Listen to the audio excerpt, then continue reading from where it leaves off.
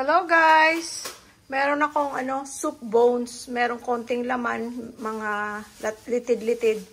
Ilalaga lang natin, lagyan natin ng gulay. Usually, mag-start akong magluto, pero si Louie Boy ang nagpa-finalize ng timpla. Kasi mas masarap ang timpla niya kaysa akin. Anyway, ito, pakukulan natin. Ano yan, nagdidikit-dikit dahil frozen pa. So, pakukulan lang natin para maalis ang impurities. Okay?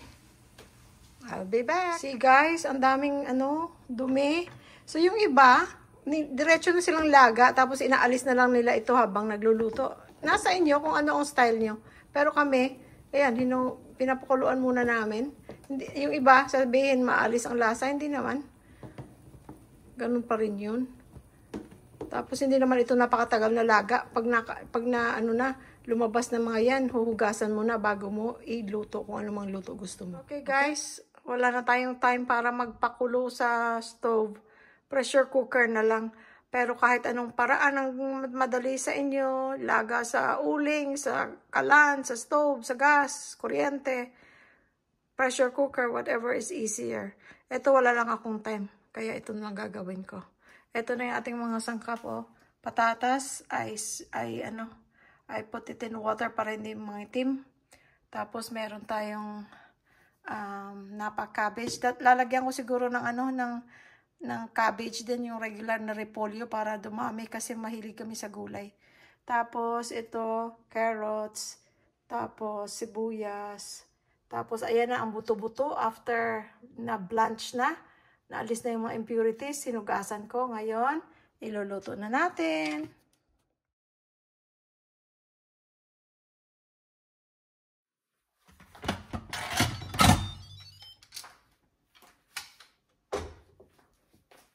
I-on natin guys.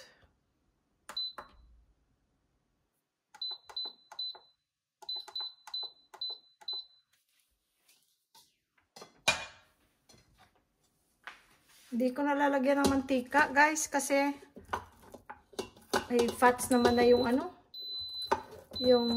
ating karne. Nilaga ito ang gagawin natin. Yung sibuyas ko maliliit pero pwede na malalaki kasi matutunaw naman lahat yan sa Ito na yung ating karne. See, may mga laman na maliliit. Yung mga litid-litid. Yun ang gusto namin.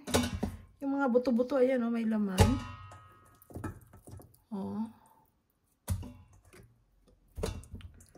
Ayan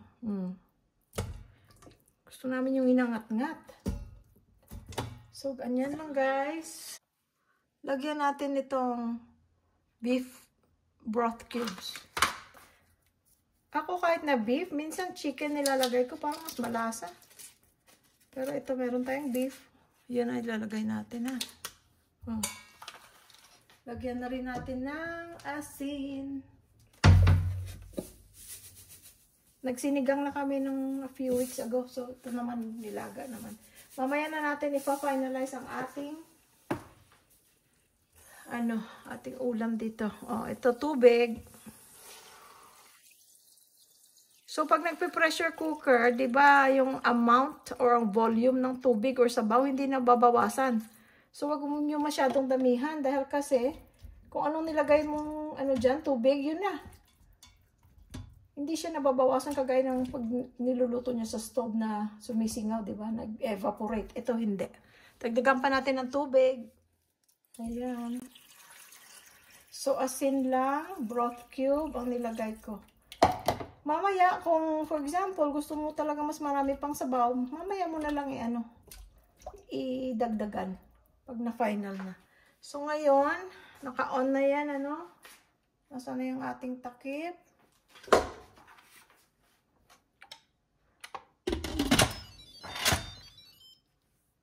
Okay. Ayan na, naka-on na. Isara na natin ang kanyang... Ayan. Okay. Sinet ko ng 1 hour and 10 minutes. Pag hindi pa, pagkulang, padagdagan na lang natin.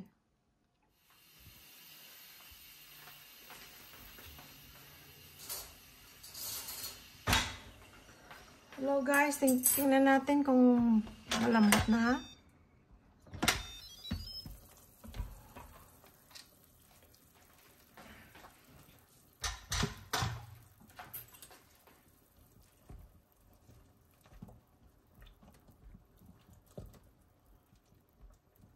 Lambot na.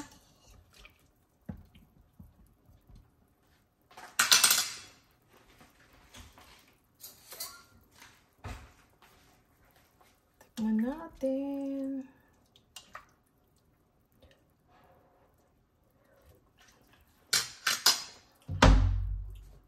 Sarap na.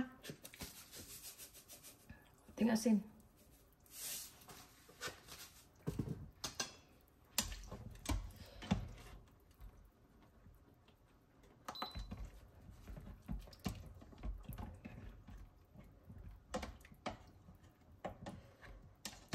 Sarap yan guys, oh, mga buto-buto. Haluin natin siya ulit.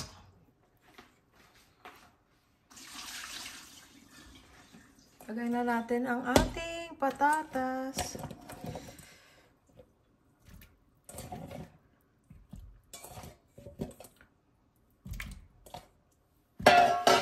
Sama na rin ang carrots.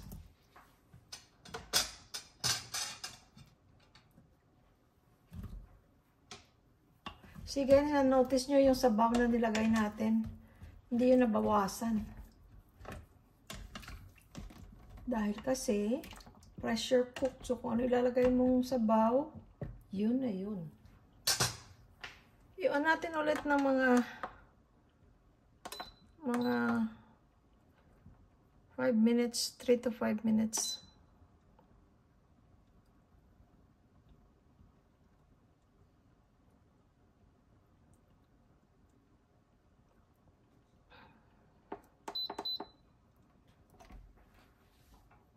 Para lang maluto yung ating gulay. Ayan.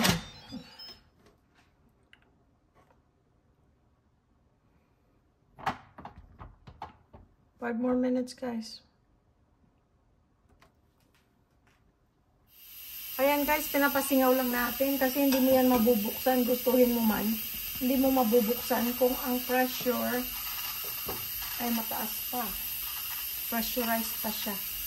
Sandali lang, tapos ilalagay na natin ang ating dahon-dahon. Cabbage, napa-cabbage. So sabi ko, dadagdagan ko ng repolyo, pero hindi na lang kasi kung may matira, doon na lang ako maglalagay ulit ng dahon or repolyo. Para na hindi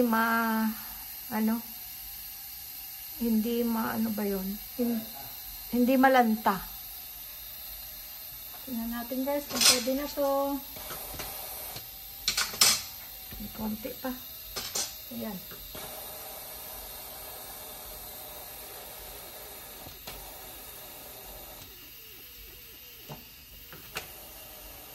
Mainit. Ayan, pwede na yan.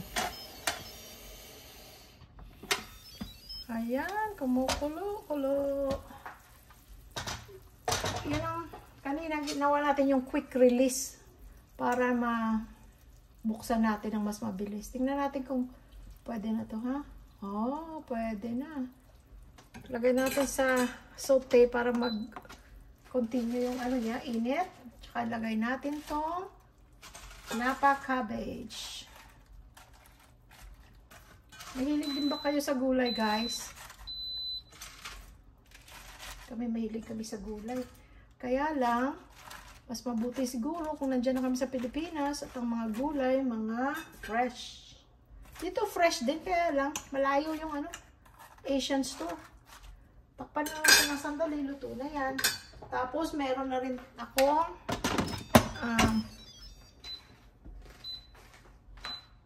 meron na akong ginawang sausawan na patis at saka kalamansi. Yung kalamansi, frozen pa. Kasi pag marami kaming kalamansi, hinihingi namin doon kina mami. Pinipiga na, tapos nilalagay sa freezer para hindi masira at saka kukuha na lang kung anong amount na kailangan ninyo for sausawan or for juice or for cooking.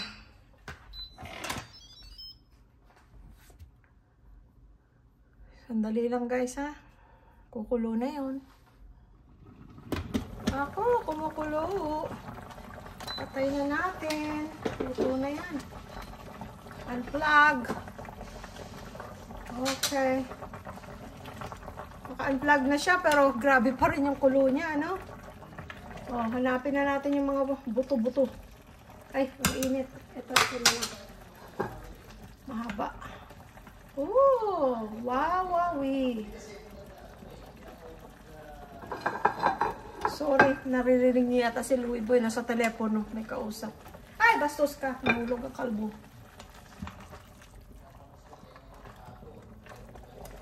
Oh. Ito.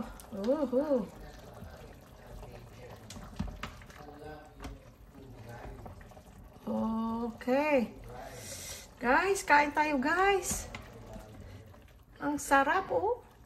Yun ang gusto namin, yung hindi malaman. Yung mga ganyan, litid-litid. Meron may taba. Huwag nyo na kainin yung taba. Malalaman mo naman yung litid kaysa taba, di ba? Alisin mo na yung taba. Dahil kasi baka mapadali tayo ng ano, pagpahinga. Pag na heart attack or na stroke, naku, palayo lang, Diyos ko. Oh, ayan na guys. Oh, you like? Oh, ayan ano, tabayan. Ito, litid-litid. Yan, konting laman. Ayan, tabayan. Huwag yan. Diba? Tapos yung gulay natin. Gulay is buhay. Pwede rin ito guys. Ang ano nyo, yung gulay nyo is langka. Langkang hilaw. Diba? O sige guys. I-ano ko muna to. I-plaster natin para makakain. Okay? Thank you guys for your support to my husband's vlog. Louie Boy Vlog. Sorry for the background noise ni Louie Boy. Andun siya sa telepono. Pero finalize niya na yung lasa nito. Para agree na siya. Approved na siya. Sa ating niluto. Thank you guys.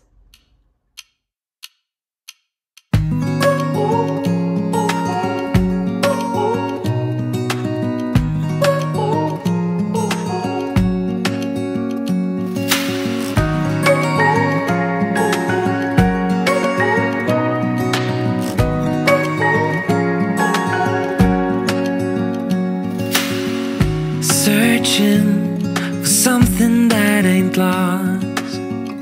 Have we got our lines crossed?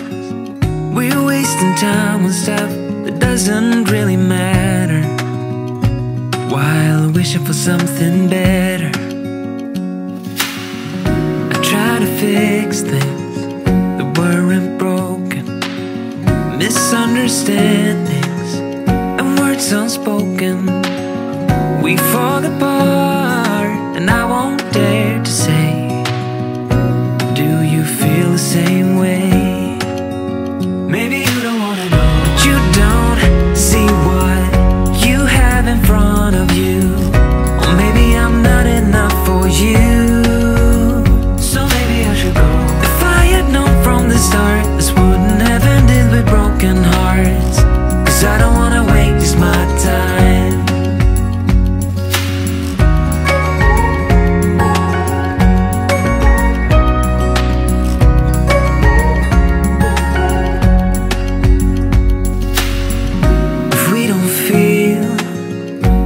Same way, then don't